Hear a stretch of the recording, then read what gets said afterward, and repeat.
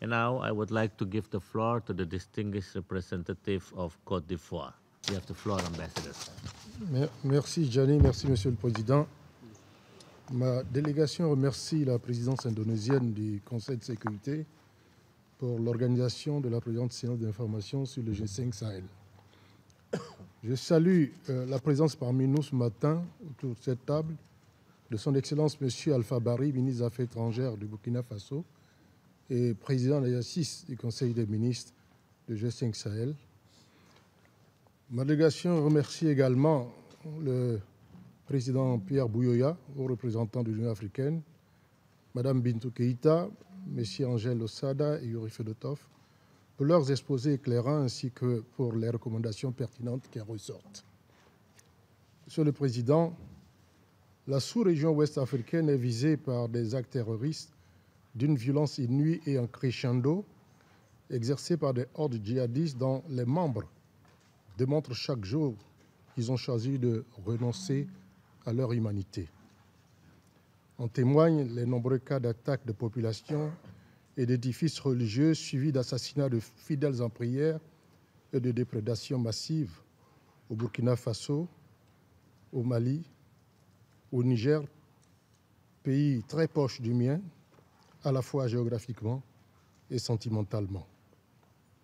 Il y a quelques jours, était également enlevé dans le parc du Pendjari au Bénin, puis transféré sur le sol burkinabé, 2 touristes français, fort heureusement libérés plus tard, par un commando composé d'éléments des forces armées du Burkina Faso et des forces spéciales françaises, dont le professionnalisme a été unanimement reconnu.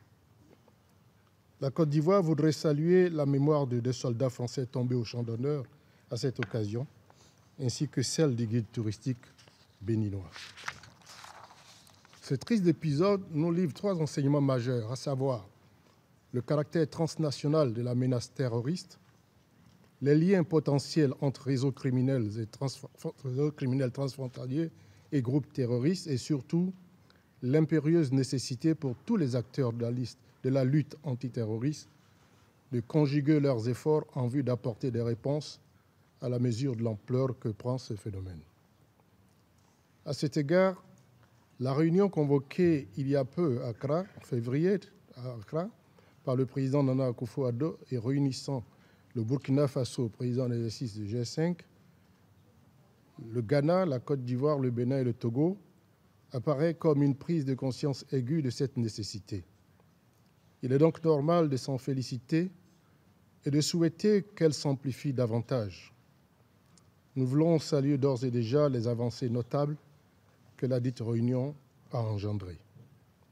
Monsieur le Président, en dépit de la complexité des défis et dans un contexte marqué par des conjonctures économiques nationales peu clémentes, les États membres du G5 Sahel n'ont à ce jour ménagé aucun effort pour la pleine opérationnalisation de la force conjointe, qui représente une valeur ajoutée certaine dans la lutte contre les réseaux criminels transfrontaliers et les groupes terroristes dans le Sahel. Leurs efforts constants, soutenus par les Nations Unies, les partenaires bilatéraux et institutionnels tels que l'Union européenne, ont permis de réaliser des progrès encourageants dans le processus de maturation de la dite force. C'est donc à juste titre que la Côte d'Ivoire voudrait se réjouir des tendances positives relevées par le rapport du secrétaire général, notamment la montée en puissance de la force conjointe à hauteur de 75% de sa capacité opérationnelle et les efforts en cours pour adresser les questions relatives à la formation et la mise à disposition d'équipements adaptés. Les avancées réalisées dans la mise en place des composantes civiles et policières, ainsi que du cadre de conformité aux droits de l'homme avec l'assistance du Bureau du Haut-Commissaire aux droits de l'homme et de l'ONUDC. Les progrès réalisés dans la définition des règles d'engagement et du code de conduite, ainsi que des procédures d'interaction avec les populations civiles. La restructuration du secrétariat permanent du G5 Sahel. Monsieur le Président, la Côte d'Ivoire se félicite de ces avancées importantes. Elle partage également les constats du secrétaire général sur la persistance des défis liés, entre autres, au financement de la force conjointe du G5 Sahel, à l'appui de la MINUSMA conformément à la résolution 2391, ainsi qu'aux questions humanitaires et de développement économique et social dans la région du Sahel. S'agissant du financement de la force conjointe, la position de mon pays entre sans réserve en résonance avec les termes du communiqué de la conférence des chefs d'État du G5 Sahel, exhortant les partenaires du G5 Sahel à concrétiser leurs promesses de financement. La Côte d'Ivoire reste persuadée, malgré les efforts financiers et logistiques déjà déployés par les partenaires bilatéraux et multilatéraux, que seul un financement prévisible et durable sous le chapitre 7 de la Charte des Nations Unies permettra d'offrir des garanties d'efficacité à l'action de la force conjointe du G5 Sahel. En effet, mon pays est d'avis que la proposition du secrétaire général relative à la création d'un bureau d'appui financé par les contributions mises en recouvrement et indépendant de la MINUSMA serait sans aucun doute un outil pertinent pour un financement prévisible et durable de l'appui à la force conjointe. Par ailleurs, et au regard des difficultés rencontrées dans la conduite des opérations en cours, il apparaît évident que s'impose une relecture aux fins de modification de l'accord technique relatif au soutien de la MINUSMA à la force conjointe. Cette relecture devrait, comme recommandé par le Conseil des ministres de la Défense du G5 Sahel, permettre d'évaluer la possibilité d'élargir la portée de l'aide fournie par la MINUSMA. Monsieur le Président, la réponse sécuritaire apportée par la force conjointe du G5 Sahel, pour être efficace dans la durée, doit s'inscrire dans une approche plus large, prenant en compte les fondements structurels de l'insécurité et de l'instabilité actuelle dans la région du Sahel.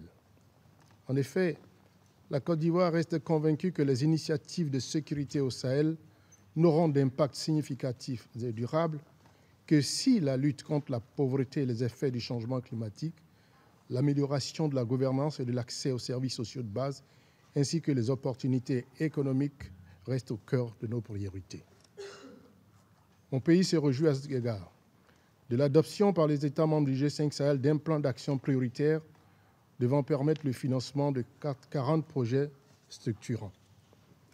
Il souhaite qu'à cette fin, les promesses de financement enregistrées à la conférence de Nouakchott tenue le 6 décembre 2018 se concrétisent au plus vite en vue d'apporter aux populations de la région les dividendes d'un développement économique inclusif.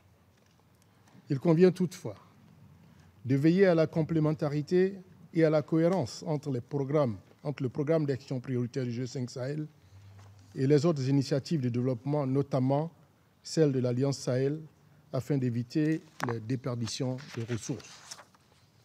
Monsieur le Président, la Côte d'Ivoire partage le constat du secrétaire général d'une détérioration de la situation sécuritaire dans la région du Sahel avec un effet de contagion possible des pays côtiers d'Afrique de l'Ouest. Prenant la pleine mesure de la menace, ces pays ont convenu de renforcer leur coopération en matière de lutte contre le terrorisme et la criminalité transfrontalière organisée dans le cadre de l'initiative d'Accra. La Côte d'Ivoire estime que, dans le cadre d'une approche préventive, l'initiative d'Accra mérite d'être soutenue et mise en synergie avec les actions du G5 Sahel par le biais de passerelles de coopération dans les domaines militaires et du renseignement.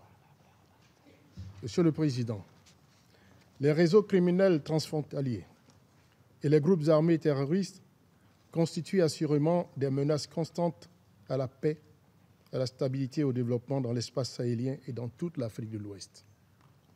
Aussi, face à l'hydre du terrorisme, notre détermination à préserver les valeurs humanistes que sont la paix, la fraternité, la solidarité et la tolérance, fondement de nos sociétés, doit être forte. Notre soutien au G5 Sahel doit l'être tout autant. L'éradication du terrorisme est sans aucun doute une œuvre commune de longue haleine qui exigera patience et constance dans nos efforts.